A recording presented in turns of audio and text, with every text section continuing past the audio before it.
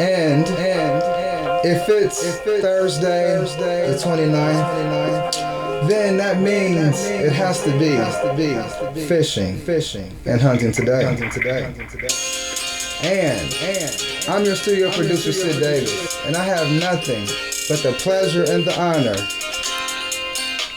of introducing just one of the greatest in the Hall of Fame of media. It would be none other than Mr. Jimmy Cripp, alongside our partner, one of Brookville's finest guys, Tag Nobbe. And with that being said, back to you guys. Actually, nice intro, and Tag, I like that one of Brookville's guys that he did, but I think you're about it for guys on Brookville Lake, aren't you? Yeah, well, I mean, we've been at it for quite a while now. I'm probably 25, 26 years, so I'm like really luggage, I guess. Well, okay. Well, like you've got on your website thing too.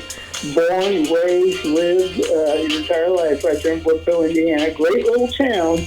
But if anybody wants to know anything about Brookville, we probably can just stop in 52 pickup and find out about anything going on in Brookville, can't we? Well, it's one of those places that's kind of like you have a hodgepodge of people stopping in here every morning, whether you're going fishing or you're going to work or you're going to church or you're going to the flea market or, what you're doing. And then it seems like everybody pops in here and, just kind of stands around a little bit and, kind of chews the fat and thinks about the business. Well, we need more stores like that in this country, my friend. I'll tell you what. And those kind of stores are vanishing. They've been vanishing for quite a while, but we could sure use lots more 52 pickups. There's no question about that. And you got a birthday coming up, too. You're going to be, 21, I think you said? Say that again? 21, I think you said. You got your 21st birthday coming up? Yeah. More like 61. What the hell is 40 years here or there? That's no big deal. Yeah.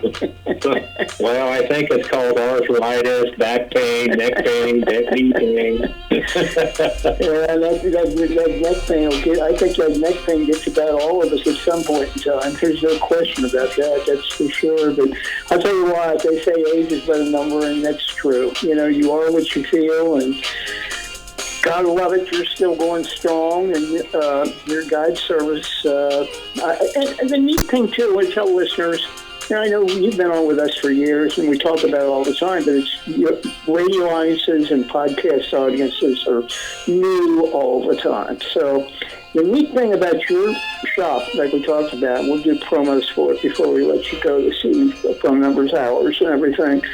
But the fact is that you got a nice bait shop in there. They can get your licenses. They're hunting and fishing both.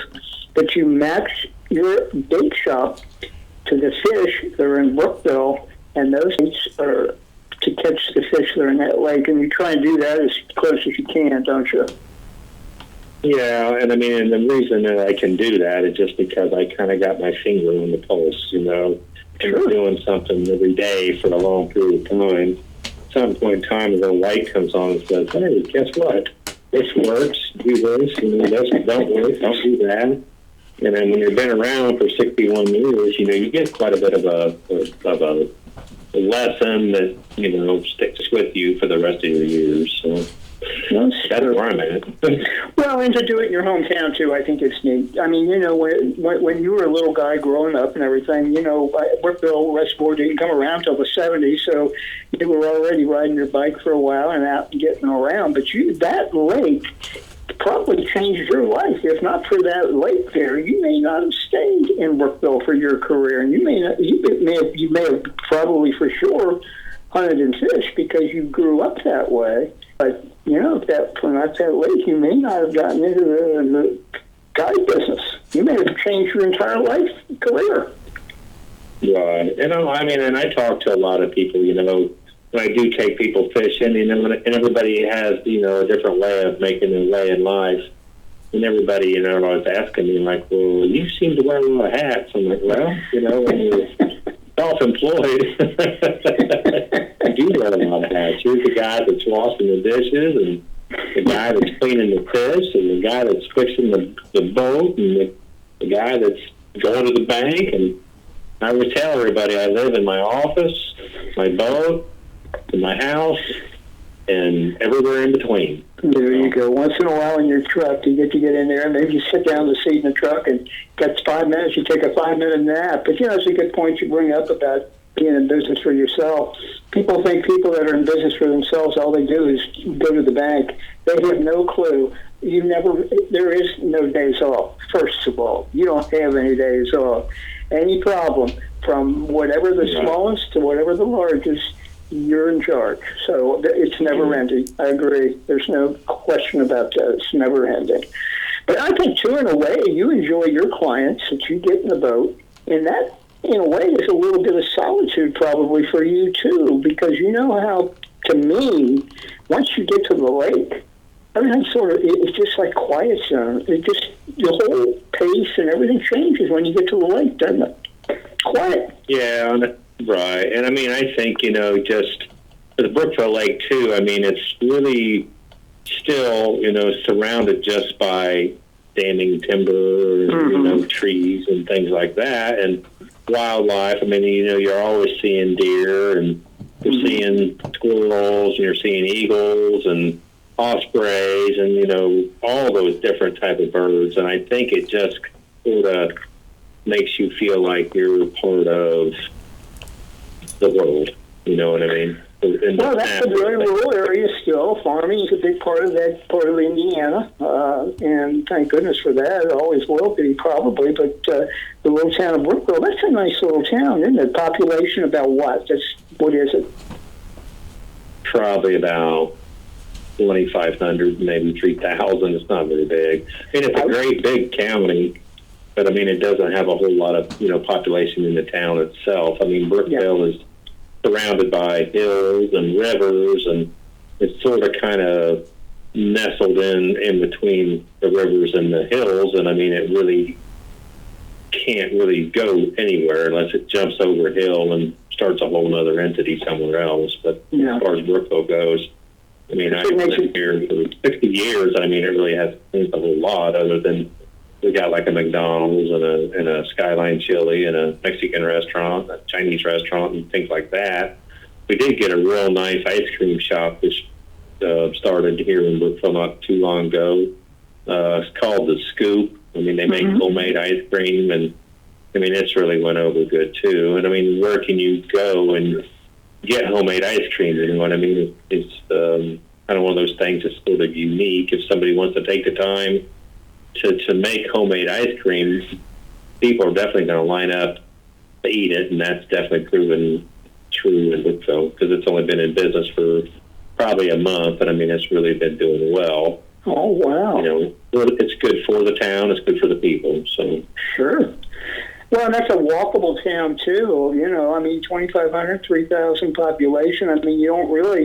You could probably walk it very simply. You got the river almost runs right through it. You can go out the back door of a lot of places in the town and go fishing in the river, can't you? Yes. What's nice about it is, like everybody on the fire department, everybody on the EMS, everybody on the police department, everybody in the sheriff's department, and everybody knows you, and so, as long as you're not doing anything wrong, this is a great place to live, but everybody knows everybody's business, so you've got to make sure you don't do anything wrong.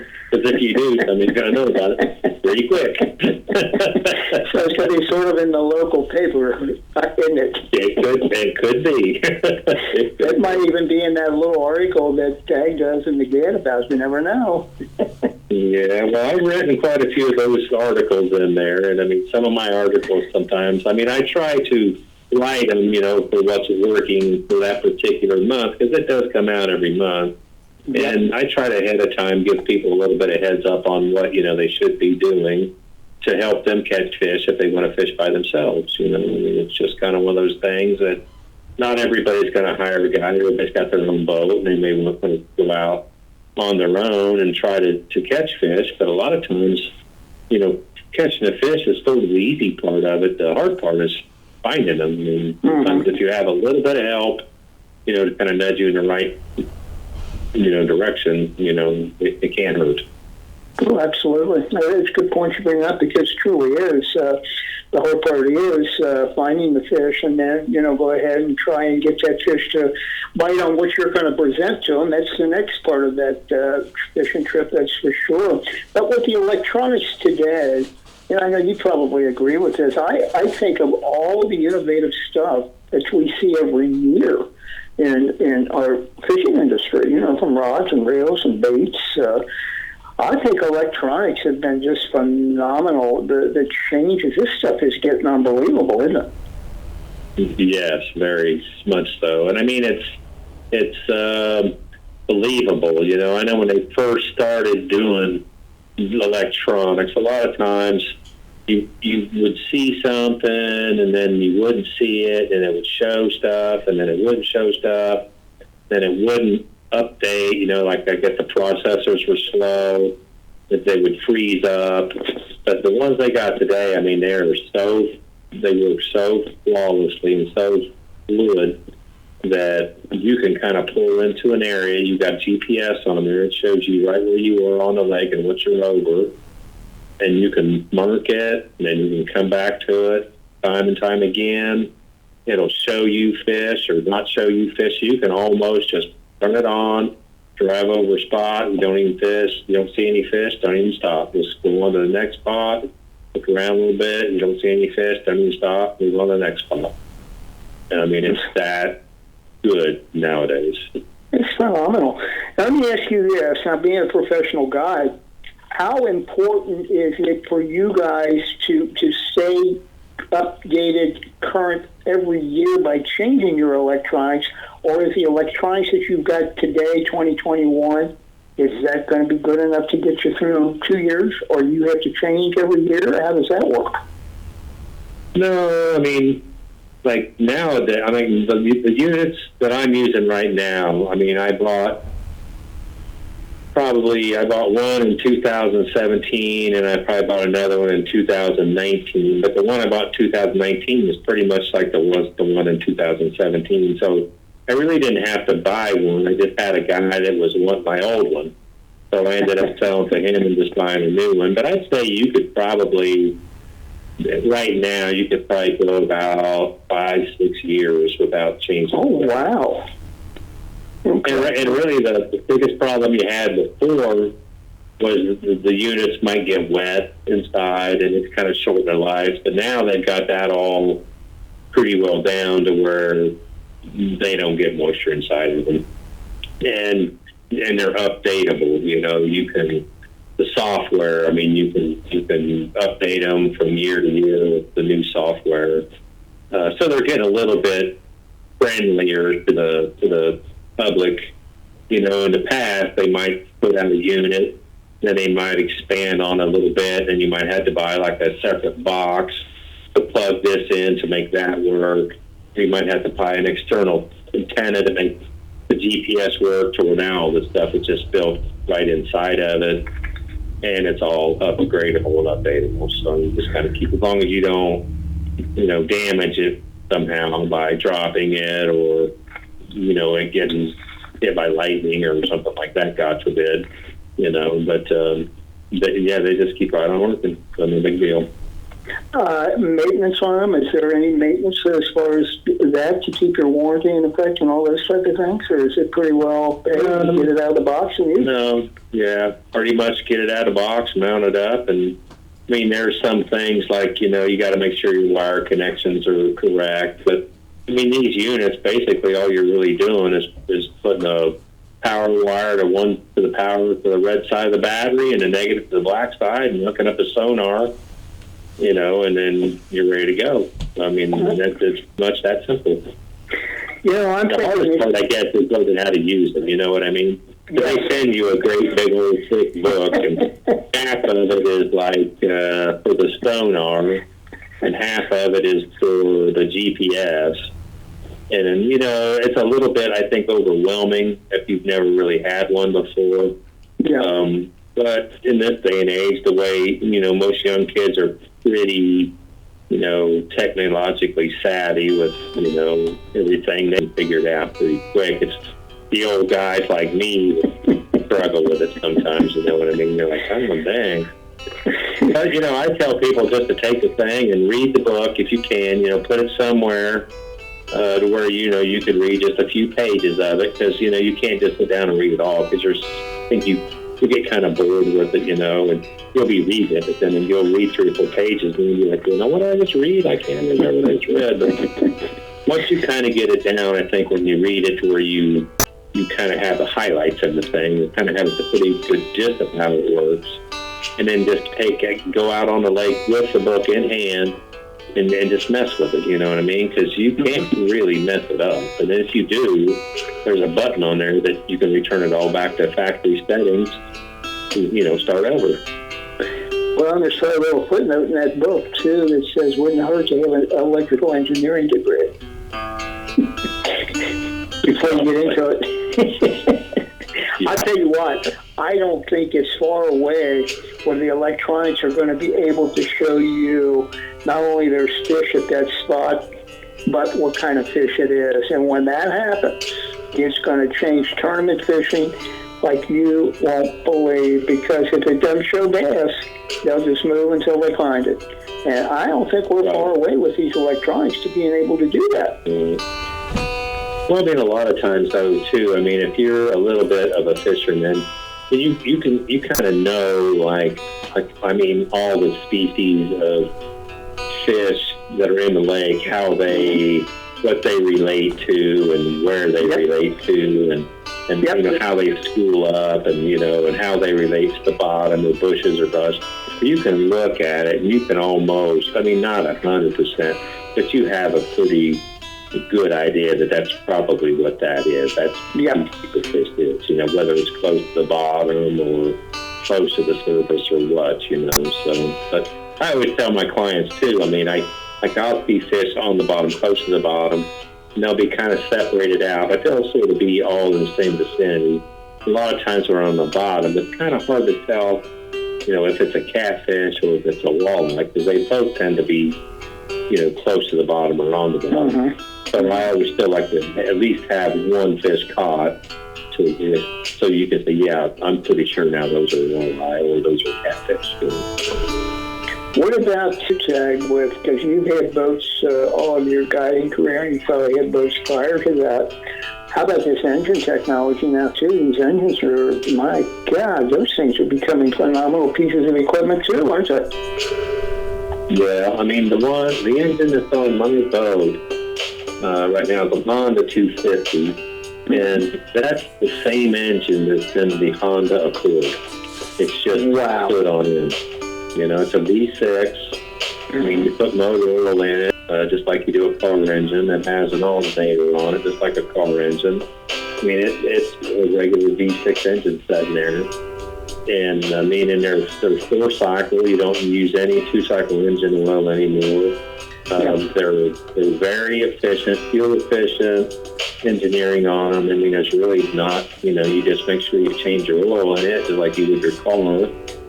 You change your lower unit grease, just keep, just a little bit of maintenance, really not all that hard.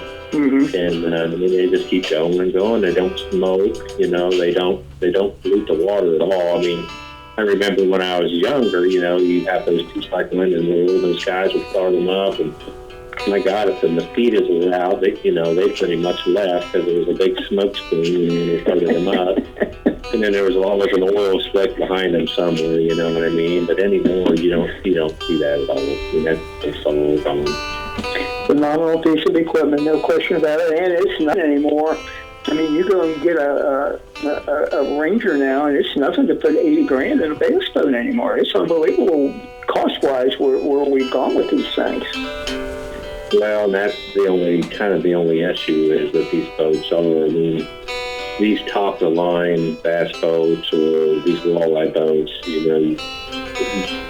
they've got 400-horse engines now, so you're looking, you could spend $100,000 on a boat, if you want to. You don't have to, but if you want to, you can. And it's going to last you can get the same thing done in a 5-bone jumbo. Well, sure you can. Absolutely you can. As long as you've been guiding, you could go to your boat that you're running and your engine that you're running, your Honda, and some of the boats and everything that you're running. And you could have a lineup of people sponsoring you, and it would help you a heck of a lot. Probably. Have you had any sponsors at all? Yeah, I mean, like Honda and Lund, I mean, they sponsor me to buy their boats. Mm-hmm.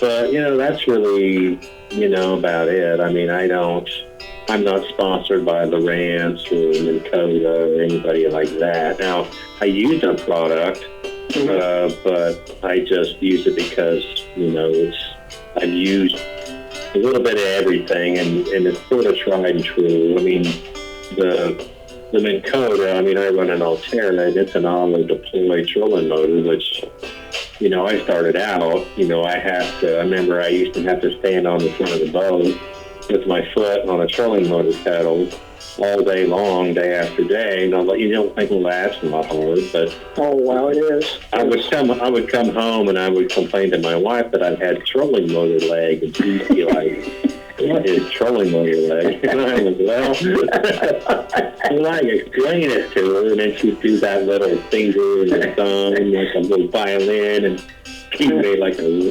wah sound or whatever. But I mean, nowadays, you've got remote control. I mean, I run the chair, and I can auto-deploy it in the water. I can pick it up. I can spot lock it. I can make it go faster, slower, left, right. Whatever you want to do. And I mean, to me, that is one of the nicest pieces of equipment that I have. It was all nice. I mean, that's nice. UPS is nice. The 250 Honda engine is nice. The Lund boat is nice. The seat, everything about the system that I have. And I mean, I guess I kind of get to take it for granted. And when I take, like today, I took a husband and wife fishing. Mm-hmm. And first thing they said, this is the first time we've really been in a real fishing boat. We've been on different pontoon boats and even yachts and different things like that. And she said, man, this is a really nice boat. And like, yeah, if you want to fish, I mean, the Lund makes a good product. And absolutely. It's my first one that I've owned, so I mean, I should know. That BP hull in that Huntin boat, it's a great boat. It's a good Great Lakes boat, too. They really are. Once it's a product, there's no question about that. They really build a good boat, that's for sure. Well, we better talk, I guess, a little bit about what you're fishing for with all this great equipment that you've got. And we had John, I looked back at the log, and I said, well, we've got to get tagged real quick. We probably haven't had him on for about a month or two. And I looked, and you were on April 6th. And I said, wait a minute, we did the preview for the upcoming... we did the preview for the upcoming season. So I guess we can say, how was the season so far to date? As far as, we'll go down through each species, but let me ask you this. How about your clients now? With people getting out of COVID a bit, because everything was shut down in 2020, picked up with fishing and picked up with hunting because people were looking for something to do. People back to work a little bit now, we hope. Has it changed your clients? Are you down in clients this year because of that, or about the same as you normally are? How are you doing there? I mean, about the same, as normal. I mean, the only thing, when COVID first hit for about a month there, when it first came around, people were they just didn't know what to do, Mm-hmm. And I mean, I had quite a few people cancel just because they just were nervous, or just were unsure, Mm-hmm. And I took a few people fishing that wore masks on the boat. But, everybody, including me, you watch the news, you listen to the news. I mean, I've been vaccinated. My wife's been vaccinated. I mean, we've had COVID. I mean, so, it's one of those things where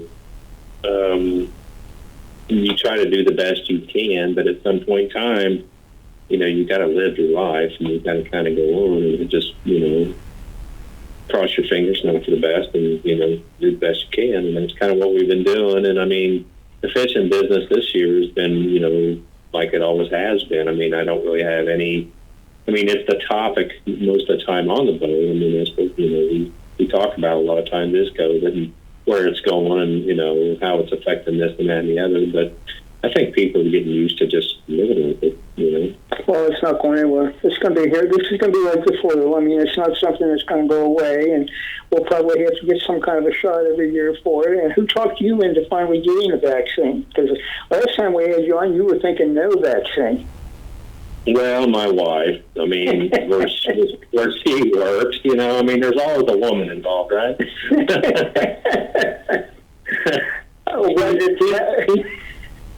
She was, you know, told that it, you know, where she worked, that, I mean, it would be a good idea if she did, you know, because she was working around other people that weren't from, you know, our hometown or our area.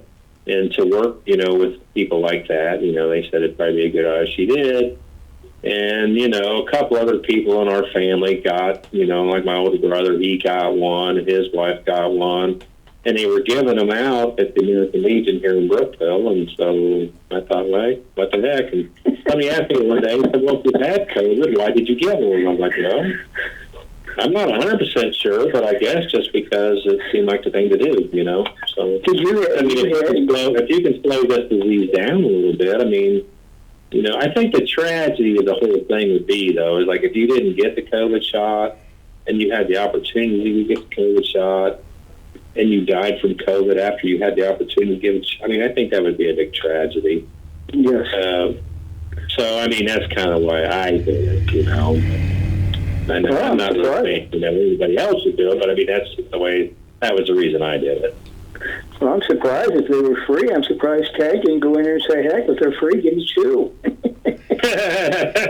Well, they did give me two. And the first one was all right, but that second one, man, that thing made me sicker than a dog.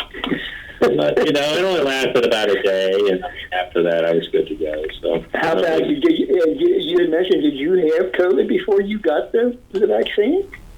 Yes, I mean, we had a football youth stag party when it first was coming around, and I mean, there was quite a few people that got COVID out of that football youth stag party, and I think, you know, Franklin County kind of became a little bit of a hot spot, and I think that was why. So, well, glad to hear you're all well. That's good. And you, too, with the business you're in, because you get people from all over in the store, and you get people on your boat. You know, they're not all from the same area. So it's a good thing to hear, that's for sure. What about new faces now? As we went through, or while we were going through 2020, did you see some new faces, new clients? Oh, yeah. I mean, I always see new people. I mean, I have everybody. I mean, I have some people that will schedule, you know, 10, 12 trips a year with me. And they'll just go once or twice a month or whatever, you know, and I see them all the time. But I always have new people call me up. You know, I mean, I had 2 new people on the boat today, and I think I had 2 new people on the boat yesterday. Great people. You know, most of the people I take fishing are from, you know, around either like Dayton or Columbus or Cincinnati, Indianapolis, Louisville. I mean, I get a lot of people from even out of the country, you know, not that they're coming to Brookville just to fish with me, but they're in the area doing something else. And, you know, with Camp Harbor being on the lake, I mean, that you'll have people that'll come there and stay in their condos. And there's a real nice 18-hole golf course there, so they may, you know, play golf one day and go fishing one day, and, you know, and then kind of come into Brookville, check out like the flea market here in town, or they'll go to Metamore, that, you know, sort of thing. I think a lot of people are just, you know, looking for something to do that's kind of has a small town feel to it, I think. No, too. I think people know these other areas, like in town or places like that. If someone say, "Hey, I'd like to fish there," you know, anybody that's a guide, they're probably going to mention your name. So that word of mouth is a great thing to have. Right, and I mean, and I've been here for my entire life, you know, my whole life. So I mean, and I tell everybody, you know, when you live in one spot, you know, you just got to make sure at the end of the day, you just make sure you do the right thing and you're going to be fine. So every day, that's what I try to do, is just the right thing. There you go. That's when you have a little bit of time to sit down and you can just go over all the things and make sure everything you did that day was the right thing and you're in pretty good shape and good to go. Right. Well, I was taught in a Catholic school, and we had nuns taught us. Me too, bud. I remember those nuns used to say that the idle hand is the devil's workshop, so that kind of stuck with me, so I try to make sure I don't have idle hands too much. Yes, and I remember grade school for me, high school for me, and college for me with the Catholic education. I'll tell you what, I've had a few of them nuns too, with the ruler on the knuckles, if you know what I mean. You know. And you know they were doing that just for fun. I mean, obviously you done something wrong. Well, I'm telling you what. Now, I'm very proud to be a Catholic. I really, really am, and born and raised. But I'm very, very, very disappointed in the Catholic Church with all this stuff going on. I never in my wildest dreams would have thought all this kind of stuff is going on with things that are happening in the Catholic Church. Maybe they should have put the nuns in charge instead of the priests. Maybe we wouldn't have had all these issues, you know? Yeah, that's true. I mean, you never know. We grew up with nuns, and I mean, nuns they weren't unfair, but they were no nonsense. I mean, they were pretty strict, and they were by the book. But I think, you know, when you're a teacher and you're teaching kids from year after year after year, I think their thought process, I could be way off base here, but I'm thinking they probably thought, well, if we train these kids to be good little people, when they get older, like say 7th, 8th grade, we're not going to have to go in there and break bad habits. It's a whole lot easier to kind of make sure that they're a good little person from the get-go, and in that way you're not trying to have to break a bad habit later on anymore. It's a good education. There's no question about it. I wouldn't trade that education for anything. And you know, the private schools, the Catholic schools, they never closed through this COVID stuff. So those kids, and they continue going to school. They didn't do the homeschooling, which I think is so dumb. I mean, you take such a big part of a child's life away from them when they don't mingle, socialize with other kids in school. That's an important part of their young life. It truly is. But they never shut down. They continued to go. And look at how far ahead they're going to be of the public school systems because they did that as far as their education. And we'll see that, and we'll start to see that in the next few years as these kids get out of grade school and get into high school. We're going to see big, big differences in where they came from at the grade school level and where they are at the high school level. And it's not going to be good. There's no question about that. But, yeah, great education. I agree with you 100%. And wouldn't trade it for anything, that's for sure. Would you say right now, and when I read right now, the year of 2020, 2021, is walleye the number one fish that people come to Brookville to fish for, or is it some other species? Well, I mean, it's probably in the top two. I mean, people come to Brookville to fish for crappie, and they come to fish for smallmouth and largemouth bass. But I think, you know, like largemouth and crappie, you can catch them about any lake, you know, in the state of Indiana or surrounding counties. And the walleye, you can just catch in just a handful of places. And I think, you know, a lot of people come to Brookville Lake to walleye fish just because of the walleye, you know what I mean? So, I mean, if it's not first, it would be second to smallmouth and largemouth, but I'd say it's probably pretty well an even tie, to tell you the truth. Well, and Brookville is Indiana's walleye factory, and what I mean by that, that's where they get their eggs to supply the other lakes, isn't it? Yes, and they've been doing that for, you know, quite some time. I mean, last year during COVID, they took a pass and they didn't They didn't net any walleye. They didn't stock any walleye. So this year I talked to them, and I usually try to get about 30 million eggs. Mm-hmm. And I think this year they got 15 million eggs. And I do know some of the places just got a partial stocking. Some places didn't get any stocking, but I know Brookville got a full stocking just because, it is Indiana's blue pond. And I think the only reason they only got 15 million eggs is because instead of netting for 2 weeks, they only netted for 1 week.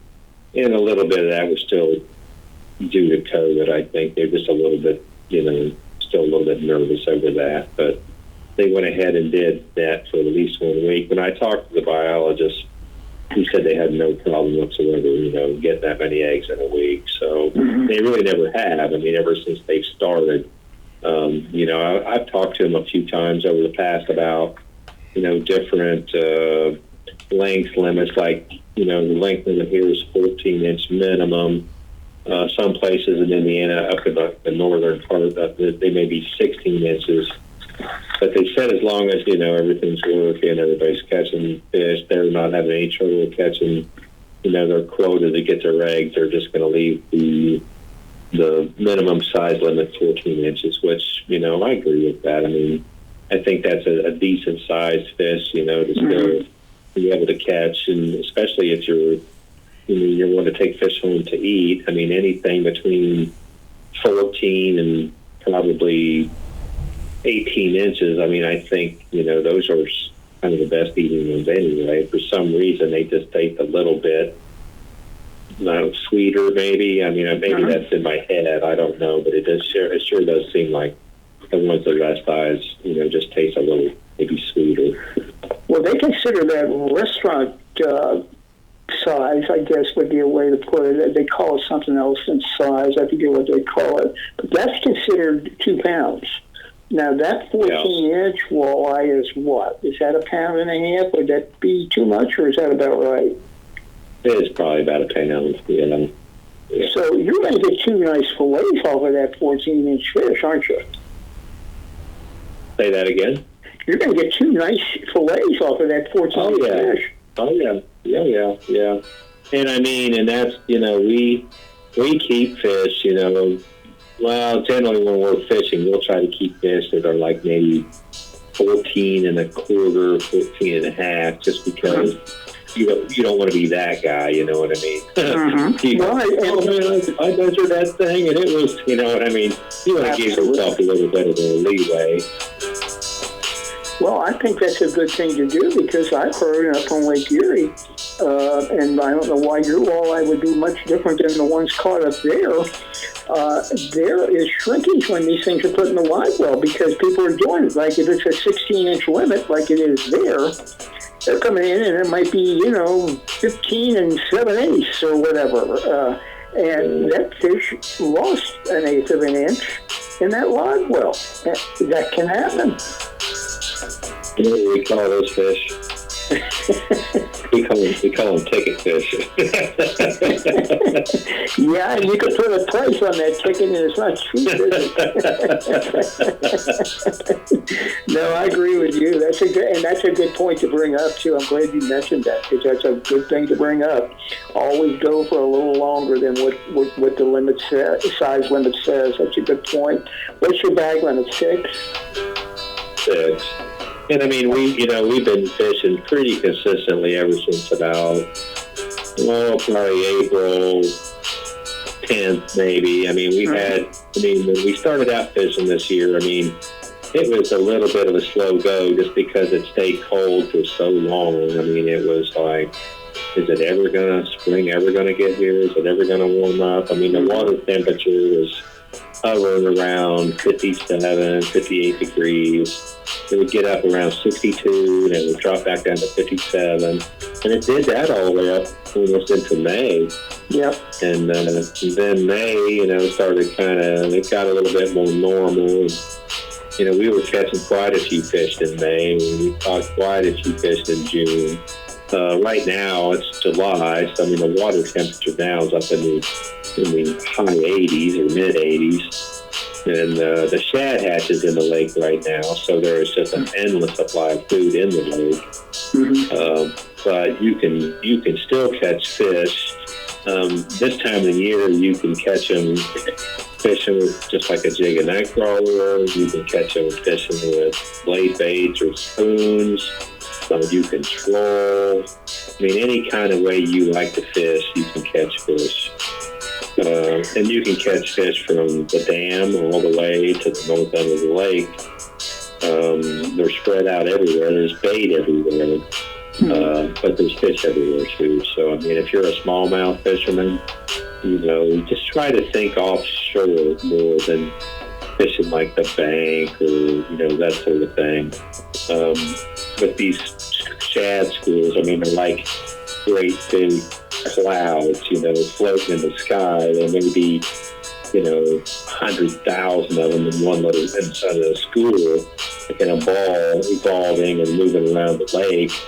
And when they kind of get close to some walleye, or they get close to some smallmouth or crappie or whatever, they're going to take advantage and sort of feed on them. So you just want to try to make sure you're in places that are good places that will hold fish, like whether it's a drop-off or a hump or a rocky area or, something like that. And just check them and keep bouncing yourself around from spot to spot till you connect with feeding fish. I mean, they are feeding, but they're feeding everywhere, at different times. So if you go to a spot and you fish there a little bit, you don't do any good, don't stay there, move around. Come back maybe like in an hour and a half and check it again, to see if they did move in there and feed. Because the places where you catch them, a lot of times they don't live there, they just feed there.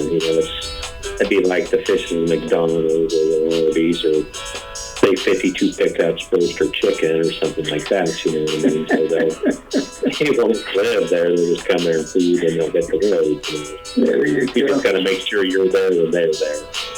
Can I have that roasted chicken at 52? The heck with McDonald's and the other stops, that's for sure. Good stuff. Yeah. Absolutely. Well, I've been living on it for a while, so.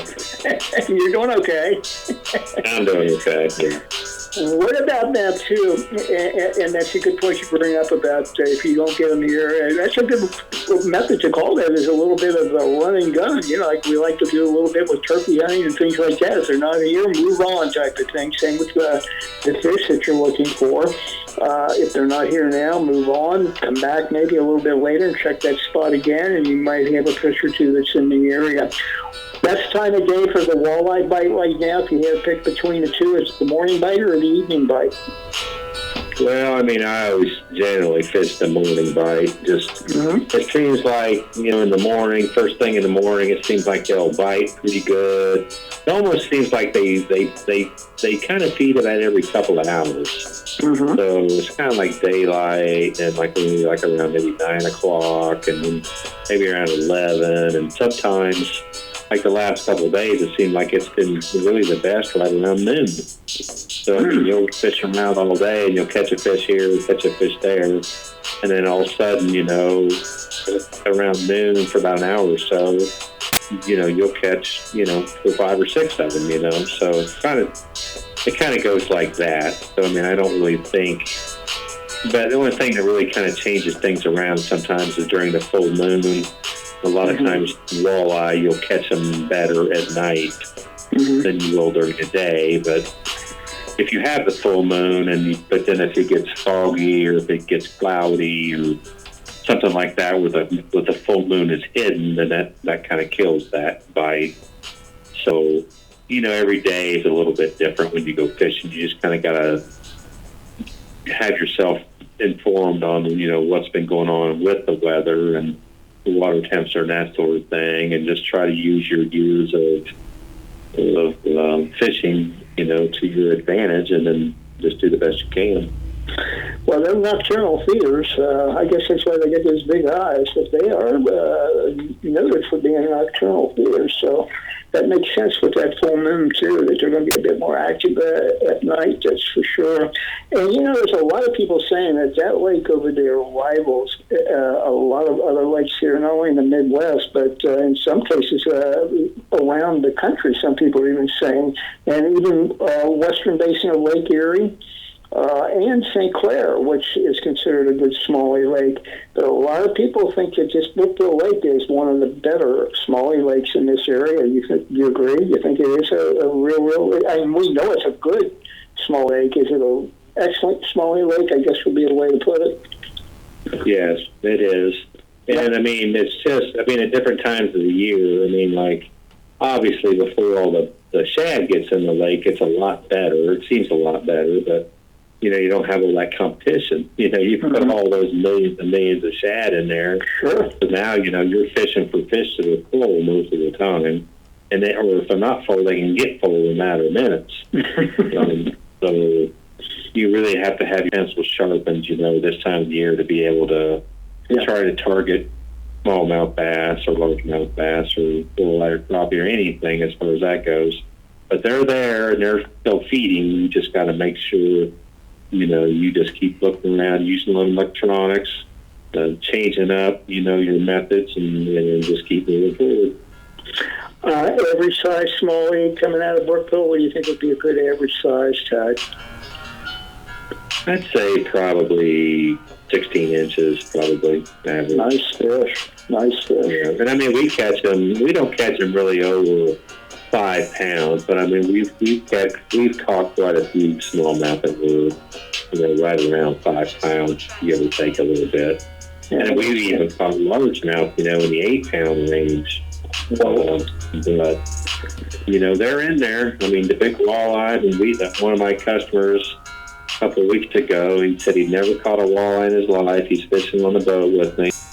And we're just fishing with a little bitty 16th-ounce jig, tip of nitro. And he's casting around there. He catches one, and I mean, it's a big fish, And I'm thinking the whole time that's probably a catfish, and he reels it up, and it's a 28-inch walleye. And I mean, he looks at me and goes, "That's the first walleye I've ever caught." I was like, "Wow, buddy, it's all downhill from here." Yeah, there you go. Well, that's the first time ever caught. Yeah, I'm surprised you didn't say, "Well, give me a picture at least."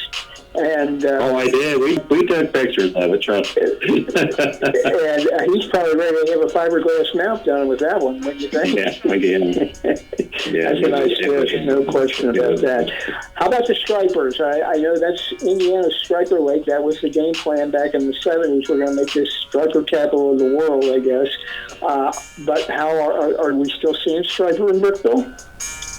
We do, but I mean, it just really isn't like it used to be. I mean, back in the 80s is when it was a whole lot better striper lake than it is today. And I mean, I kind of blame a little bit of that on the lake itself. I mean, the weather shift that we're in, I mean, the lake gets in the 80s, in heck, the 1st of June. And it'll be in the 80s through June, July, August, and it'll even get close to the 90s before it starts to warm up sometime in September. And used to be years ago, it would get into the 80s maybe about at the end of August for a week or two, and then it would start to cool back off. So, I mean, that hot water, I mean, striped bass like to live in that water. It's about 70 degrees, so I don't think the DNR, the fishing biologists, have given up on it by any means as far as being a striper lake. They still stock stripers in it because we do catch small ones, somewhere between maybe 12 to 18 inches, somewhere in there. So, I mean, there's still some fish around, but there's not, thousands of them like there used to be. But they're still there. Interesting. Yeah, because that was the game. I mean, they promoted the fact that they were going to make that. You probably remember that back there when that lake first got going. They were promoting the fact that they wanted to make that striper capital of Indiana, at least, if not, more than that. And it just didn't pan out quite that way. So interesting and good to hear that there's still a striper population there. That's for sure. And I think, did we talk the last time that they've introduced muskie to Brookville, or is there muskie there? They do, and I mean, they have us on a regular stocking program now, but the regular stocking program is really just one muskie per acre per year. So that's about 52,000, something like that, muskie a year. So I mean, we're catching them more. We're catching them more now, I guess, than we used to. We're seeing more now than we used to. You can catch them casting, trolling, fishing with live bait. But as far as just going out there and targeting them, I don't really see a lot of people doing it yet. I mean, I'm not doing it by any means yet, but I mean, I would really like to kind of see it, happen. I think the lake has the potential to hold them and have a good fishery for muskie. But you never know what it's going to do to the ecosystem, you know what I mean? It's already established in there now. So far, it doesn't seem like it's affecting anything. I mean, the walleye population hasn't slowed, the crappie, bluegill, smallmouth, largemouth. I mean, it all seems like it's, either getting better or staying the same. So I'd like to see, that kind of come around to where you could actually go out and, spend a day muskie fishing and, catching a couple of them, or at least seeing a couple of them. I think that'd be a great addition to the lake. Oh, I agree. And and that's one of those core lakes. They all came into existence at the same time. Brookville, Caesars over here, East Fork over here in Ohio, Alum Creek, areas like that are all the muskie stocking lakes here in Ohio. And I don't see why, because they're all the same. They're all core lakes, like we said, Corps of Engineer lakes. They are going to probably thrive and do just fine over there in Brookville, too. So I think that's something you can pretty well count on, that you're going to have a pretty nice muskie fishery over there before it's all said and done. That's for sure. How's the lake as far as algae tag? Any algae issues this summer? No, I haven't seen anything like that. Perfect. Been fishing every day, and I mean, the lake looks fine. Don't have any problems. I mean, nothing looks unsightly or looks like, that doesn't look very good or healthy. I mean, it all looks fine to me. I haven't really had any issues whatsoever. Perfect. Now, you got squirrel season. When does your squirrel season open? In August? Yeah, August. I'm not sure exactly the exact date. I mean, most of the time, people don't really get out, right away anyway. It's hot, and there's a lot of leaves on the trees. And like a lot of times, people, you kind of get that when it starts to cool down a little bit. It seems like it kind of triggers something in your psyche if you're a hunter that, hey, I need to be out in the woods, So are you it's growing up, but I mean, we have a lot of squirrels around here. I mean, I walk down to my store sometimes from my house. I just live right behind it, and I have a half-a-mile driveway that I walk down. And I told somebody the other day, I walk down my driveway and I see groundhogs, I see deer, I see squirrels, I see chipmunks, I see buzzards, eagles, everything, It's like you're walking down through a zoo, and which is really, I guess, good for the soul. Absolutely. And that walk's good for the body, my friend. That'll help that neck and the legs and that all. Yeah, there you go. That's the same thing my doctor said. That's a mile a day when you do that. Think of that. That's a heck of a good deal, that's for sure. Time your walk and see if you can get it down to a 10, 12-minute mile. You'd be doing pretty darn good, bud. Yeah. Tell everybody about 52 pickup hours, location, and we've got to mention that outstanding roasted chicken for everybody, too. But tell us a little bit about the store again. Okay. Well, I mean, we've been here for, 33, 34, 35 years, something like that. We're south of Brookville on State Road 52, hence the name 52 Pickup. My mom came up with that name when we built the store, and we were kind of thinking about what it was going to be, and she said that, and we was like, oh, man, that's perfect. We open at 5 o'clock in the morning. We close at 10 o'clock at night, except Sunday. We close at 9. And then we sell hunting and fishing license. We sell a full line of live bait, whether it's night crawlers, redworms, chub minnows, leeches, crappie minnows. We sell tackle, everything that you can catch walleye or smallmouth any of the fish that's in Brookville Lake, we have baits targeting for the species in Brookville Lake. So that's about it. I mean, the roasted chicken we sell, we started with that a few years ago. I mean, it took off like gangbusters, but it's one of them things so where, like, when you're going to the lake, you know, you want to have some kind of food that you can throw in the cooler and eat later on. And the chicken's one of them things where you can. I mean, you can eat it driving the boat. You can, heck, I guess you could probably even eat it when you're water skiing. And that roasted chicken is so much better for people than the deep fried. It's unbelievable. And not only much better for you, but it's better flavor and better tasting for you, too. It's good stuff. I told you when you did get there, that was going to be a highlight of that store over there. And that was unbelievable. I think how that picked up quicker than you thought it was going to pick up, I think. Yeah. That went well. Yeah, and you never know. You know, yeah, and we make our own. We buy, you know, fresh potatoes. We cut them ourselves. We season them ourselves. I mean, we cook them, all fresh, deliver. I mean, so you really can't beat it. It's a really good thing to take when you're outdoors. Like I say, when you're going to the lake, it's a perfect food. Absolutely. It's like a camp meal right in your cooler, and you get it right from 52 pickup. Chad, give you a website, too, so people can find out more about your guide service. Okay, it's just called Brookville Lake Guide Service. Pretty simple. That's all you really got to know. If you type in Brookville Lake or Brookville, you're going to find me. And if you want, you can email me, you know, at tagnobbe@gmail.com, you know, for any kind of questions or anything like that. And your phone number, too, I know. Give that real quick so people get that. I know people very seldom call anybody anymore, but, you know, give it to everybody. Right. They can text to the same number, too, correct? Right. Well, my store number here, if you pick up, is 765-647-3600.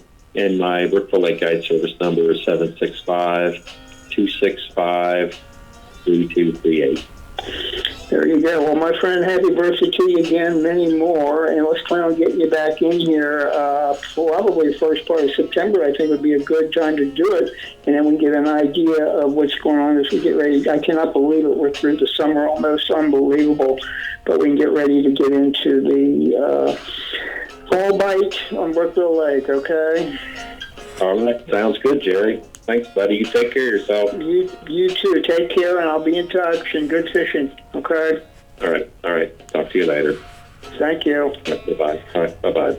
Bye-bye. Tag Nobbe, Brookville Lake Guide Service. Great place, great little town. If you've never fished Brookville Lake, my goodness, you don't know what you're missing. The hot spot for smallies, right there. A really, really good spot for smallmouth, that's for sure. Real quick before Sydney does a little weather update for us, and will give us a little bit of, we'll talk a little bit now, the NBA, so we're going to talk a little bit about this baseball season heating up a little bit. But I want to mention Federal. Don't forget, ammo shortages we're continuing to see here. I hope if you're looking for ammo, you're finding it. But we've got a bunch of seasons coming up here around the corner, September 1st. We've got dove, we've got squirrel, we got a teal season that comes not far behind that. We got a special goose season. Deer archery opens in September.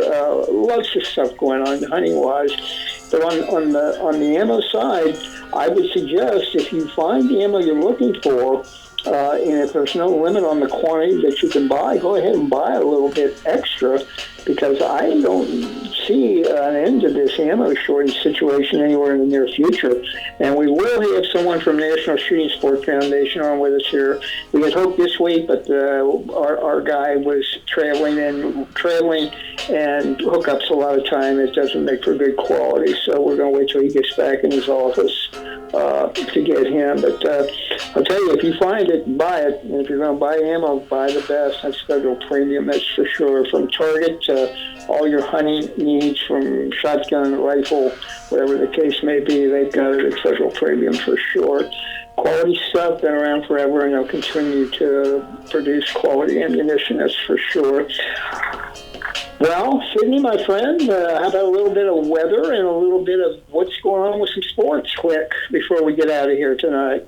It sounds like a great idea. Now that you've mentioned it, I would like to touch base on several topics when it comes to fishing and hunting today. The first thing I'd like to touch on is if you're in the Midwest right now, whether it be upstate, downstate, if you're in the Ohio region of the Midwest, you happen to be in the mid-80s, that is. If you're on the East Coast, light rain, New York, 73 degrees. And if you happen to go to Guatemala City, 70 degrees. Halifax, 63 degrees. If you go down to the third coast, as we call it, New Orleans, as they say sometimes, 85 degrees. Ottawa, 63. Hong Kong, 79 degrees with slight rain. Istanbul, Turkey, 75 degrees. Jerusalem, Israel, 79 degrees. San Salvador, 77 degrees. Bisbane, 64 degrees. Buenos Aires, if you're listening from there, 50. If you're in Egypt, Cairo, 84 degrees. Canada, Calgary, 81 degrees.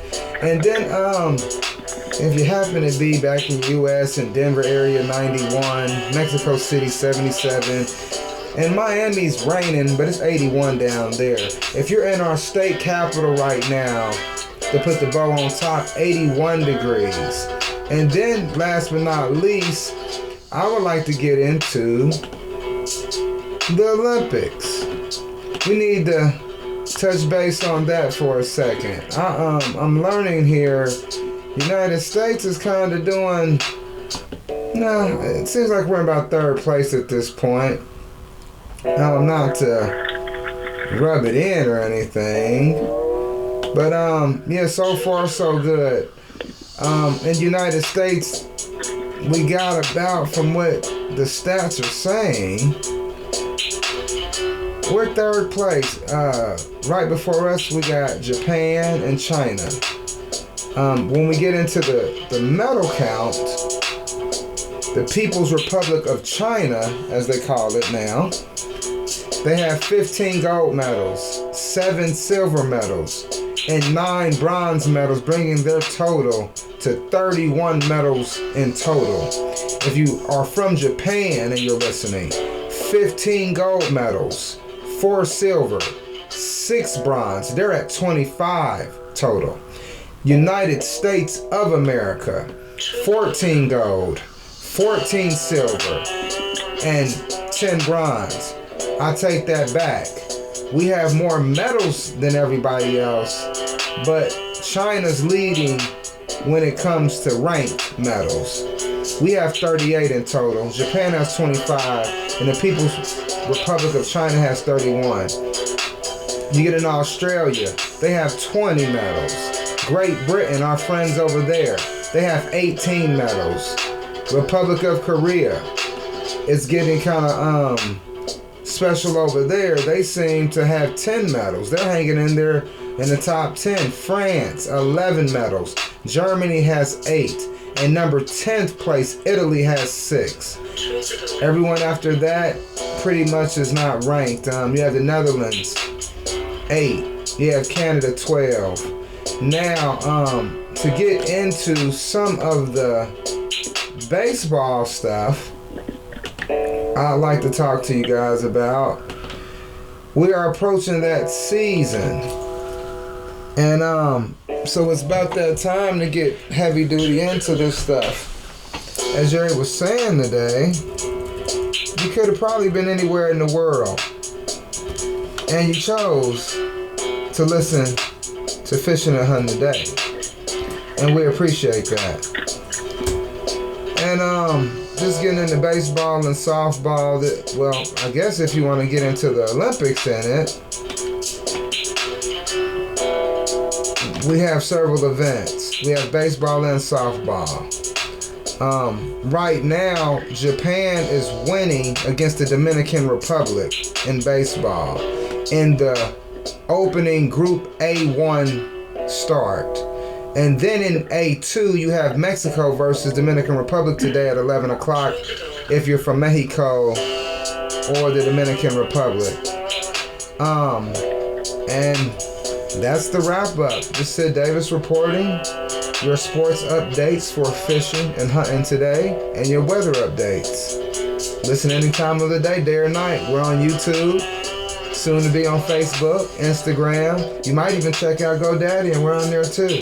Or Riff. And we're planning to come to you and start doing live events soon. We're just waiting for COVID to wrap up a little bit, and we're going to get into that a little more. Back to you, Mr. Jerry Cripp, Hall of Famer that is.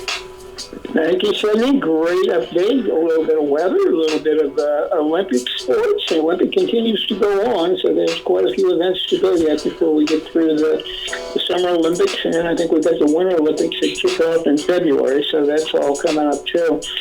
I want to thank you all for tuning in. That's a good point Sidney brought up. We will be starting to get out and about here in BC, and somewhere doing some of these Nutrition Todays on Thursday nights in different areas, or different locations, I should say, throughout the area.